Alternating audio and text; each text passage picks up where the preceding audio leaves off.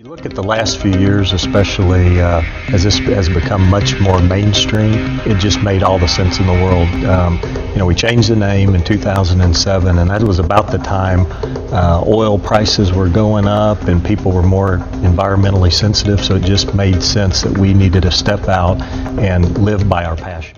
First is you try to reduce your carbon footprint. We built a gold LEED certified headquarter building on 59 in Greenbrier, which is our address, so we've really gone over on the green side. And if you look at what that does from a carbon footprint and reducing it, it's huge. But the other things are really a number of small things. Reducing paper waste in the building, environmental, recycling, providing a place for our customers to come and leave old computers after the holidays that need to be recycled versus find themselves in a landfill. There's just a 1,000 little things that add up to a big thing.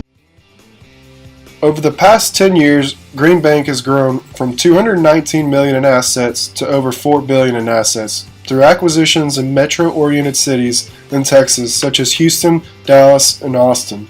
In 2014, Green Bank Corp completed its IPO and has grown to well over 350 employees with 22 branches.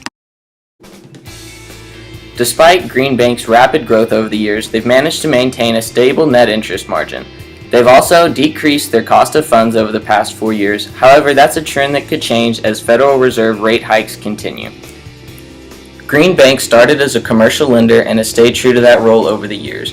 Their portfolio has consisted primarily of commercial and industrial loans as well as commercial real estate. The number of domestic real estate and home mortgages increased sharply due to a fourth quarter acquisition of a 2015 lender who is more heavily invested in that area.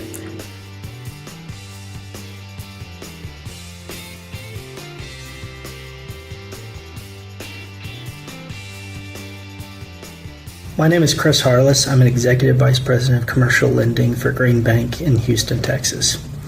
Green Bank is a very entrepreneurial bank. Most of our bankers are more experienced bankers who've been through formal credit training at larger institutions such as Wells Fargo, Chase, etc. The bank has grown significantly over its 10-year history, beginning as a small independent community bank worth about $100 million in assets to now we're over $4 billion in assets and publicly traded. Despite this incredible growth, the company has been able to avoid a significant glut in middle management. This is primarily due to the seniority of bankers that are hired, but also just the more entrepreneurial spirit. For example, commercial banking in Houston has over 20 officers, but only 2 full-time managers. The majority of loan approvals here at Green Bank are done through a loan committee process. The advantage this has for growing bankers is the proximity and connection with senior management. Our CEO, Jeff Greenwade, is actively involved in committee as well as in the marketing efforts for officers. He routinely goes out on calls with prospects and customers and is available to the officers on a regular basis. Being able to communicate with him really allows for planning for succession as a banker. I myself have had multiple conversations with both Mr. Greenwade and my direct boss about the next steps for my career. The typical strategy employed at Green Bank is the player coach or team leader role. This gives an opportunity for an employee to learn on the job in management and leadership responsibilities, but continue to perform their day-to-day capacity. It keeps the employee in a revenue-generating position versus overhead, which is obviously good for both the bank as well as the banker themselves for future opportunities.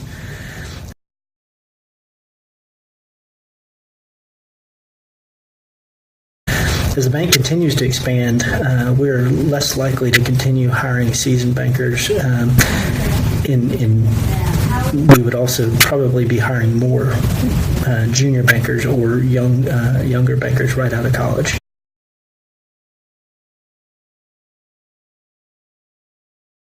So do you have any succession plans for the board? So the board is, typically, there's fairly low turnover on the board, and our board is a little different because it is made up of 3 private equity firms. Each has a person on it, and then we have another 6 people who are independent directors. And so what we have set up is if any of the PE firms, we lose one of those board members, we have an investment agreement in place to where they're able to pick another representative from their firm. We actually have one of our have had a couple of people during the time that they've had the investment in of it just roll on and roll off, and so it's worked exactly how we have anticipated. And because our number is now up to 6, I would say if we had any turnover in those 6 independent directors, we probably wouldn't replace them. Just because we've added a few over the last year and a half as we acquired a bank. So I think it's important to us to kind of look ahead and go, who do we have on there and what's their expertise, and would you really need to replace them if you lost one of them? And so I think we would, until we lost at least 2, we wouldn't have any replacements on the independent side.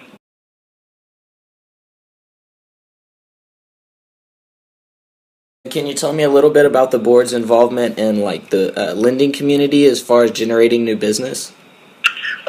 We get very little in that way. Part of it is because, out of our 9 directors, only 4 of them live here in Houston. And so we get some amount of referrals from them, but we use them more as a professional board more than a business development board.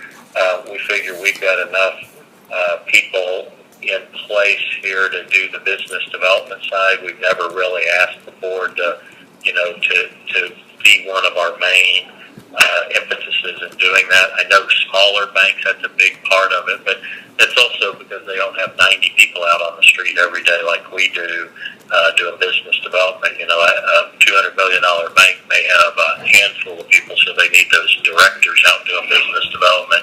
We really never had to do that to grow the bank organically, so we tend to look at them as more professional directors and help us on strategic and other policy that we have in place.